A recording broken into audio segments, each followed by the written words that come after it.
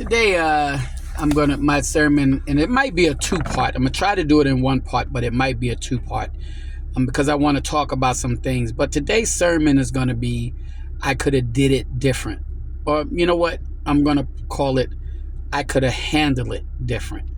Okay, yeah, I'm gonna call it, I could have handled it different.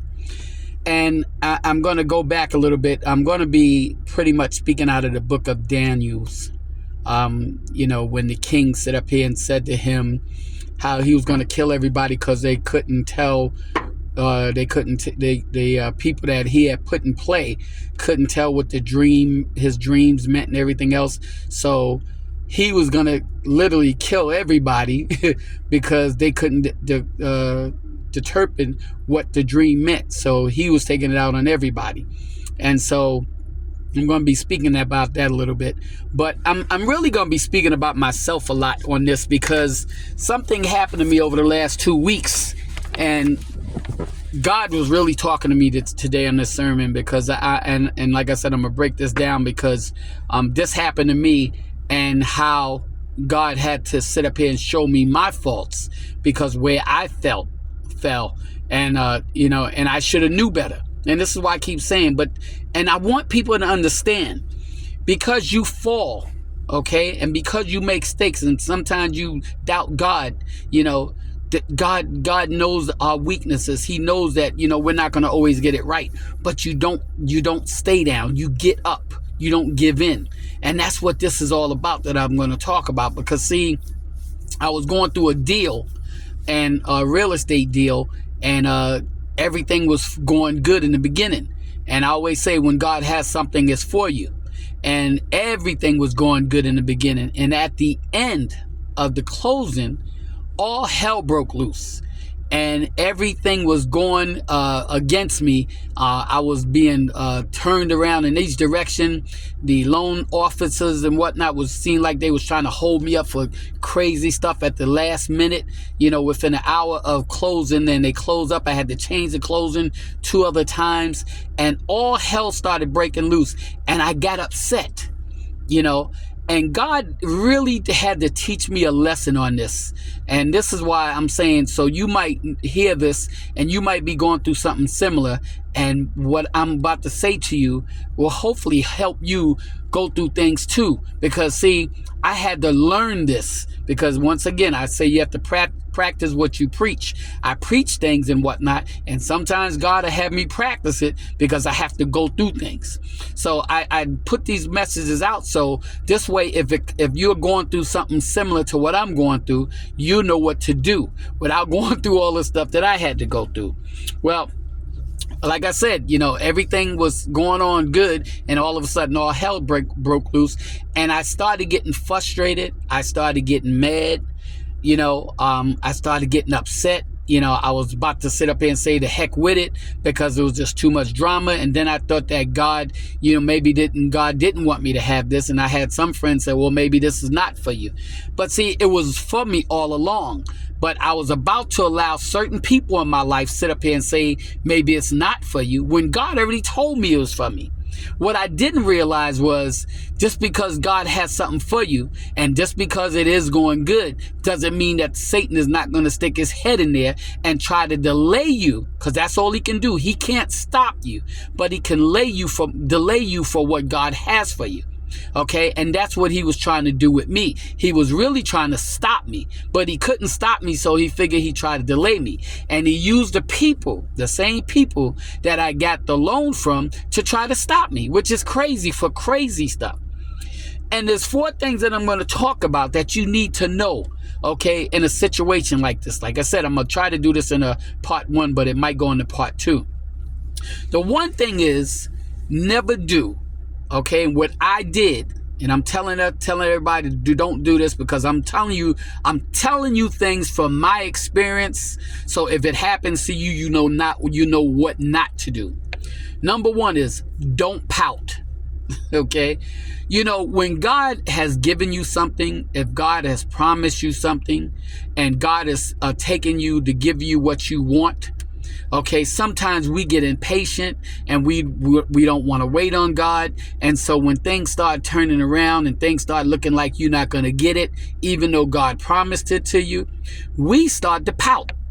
Okay, and that's exactly what I did. I started pouting. I started sitting up here letting people say, well, maybe this is not for you. I started sitting up here doubting myself or doubting God, and maybe this is not what God had for me. And all along, when I first walked into this to this deal, I already knew it was mine, but I allowed certain people, and I allowed the enemy to almost change my mind in something that God gave me because it wasn't coming through on my time instead of letting God do it on his time. See, everything was supposed to happen on the 30th of October, but it didn't happen until November 12th. See, God knew something that I didn't know. He delayed the thing for a reason. Even though Satan tried to stop it, God allowed it to be delayed for a reason. Okay, and when I look back and whatnot, you understand me, the 12th was better than the 30th anyway. It kind of worked out better in my favor. So the first thing is, don't pout. When situations are going bad and things are sitting up here seem like it's going against you, but God has promised you something, number one, don't pout. The other one is number two. Okay, when things is coming at you that you don't understand and things are going against you, when God has promised you something and God told you he's going to give you something and you don't understand what's going on, instead of sitting up here going to people, talking to people, seek prayer. Okay, see, I'm a praying man. I know when things are going bad to seek God's prayer, go to God in prayer.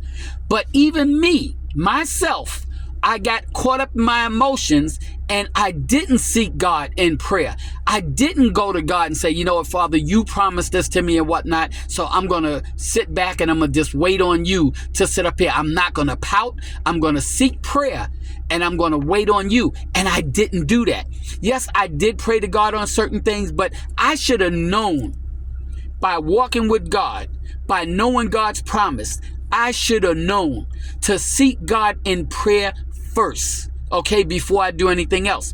Let me explain something to you about this too, because I have a lot of friends that when it comes to prayer, okay, that was with me. Every time that something happened, they sit up here and say, Mark, God's got you. Don't worry about it. Stop worrying about this.